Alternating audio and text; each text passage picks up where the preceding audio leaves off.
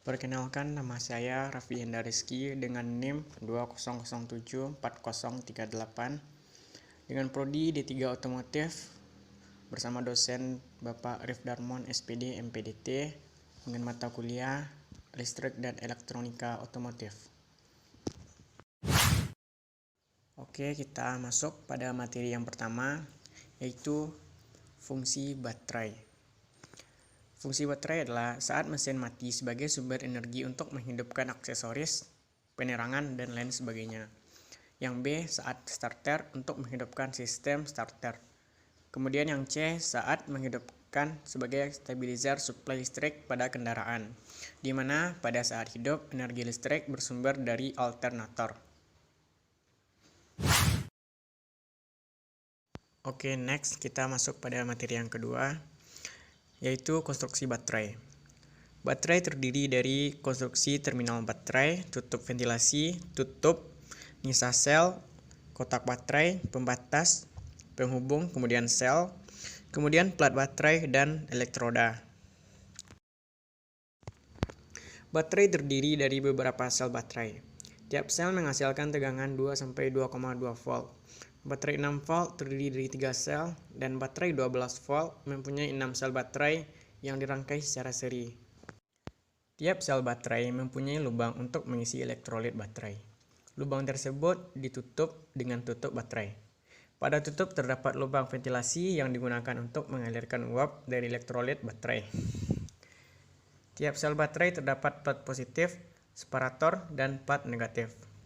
Plat positif berwarna coklat gelap atau dark brown, dan plat negatif berwarna abu-abu metalik atau metallic gray.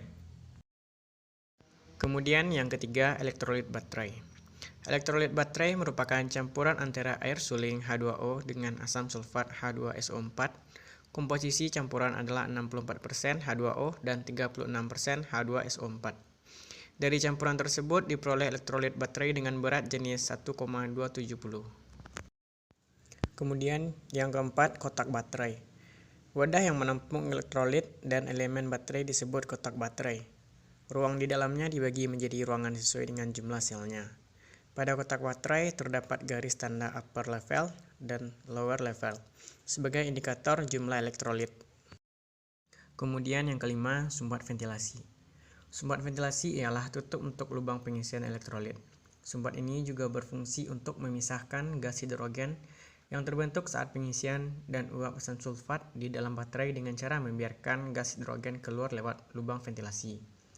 Sedangkan uap asam sulfat mengembun pada tepian ventilasi dan menetes kembali ke bawah.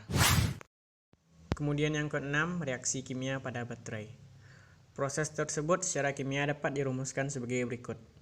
Plat positif ditambah elektrolit ditambah plat negatif, kemudian plat positif elektrolit ditambah plat negatif, kemudian PbSO4 ditambah 2H2O ditambah PbSO4, kemudian PbO2 ditambah 2H2SO4 ditambah Pb. Proses pengosongan secara kimia dapat dirumuskan sebagai berikut.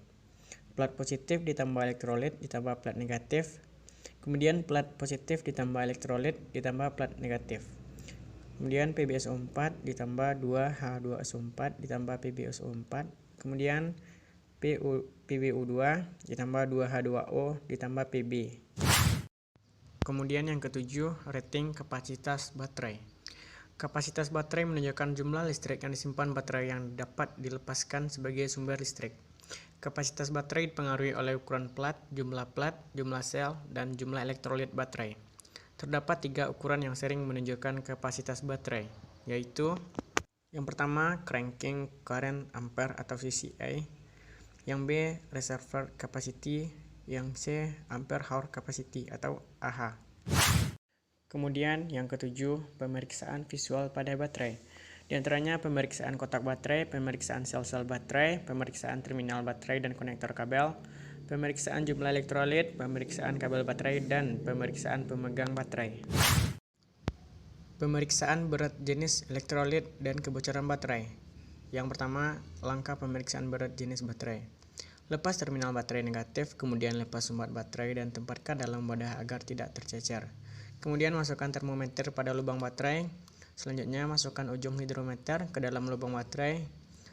Terus pompa hidrometer sampai elektrolit masuk ke dalam hidrometer dan pemberat terangkat. Kemudian proses yang keenam, tanpa mengangkat hidrometer, baca berat jenis elektrolit baterai dan baca temperatur elektrolit baterai. Berat jenis elektrolit berubah sebesar 0,0007 setiap perubahan 1 derajat Celcius.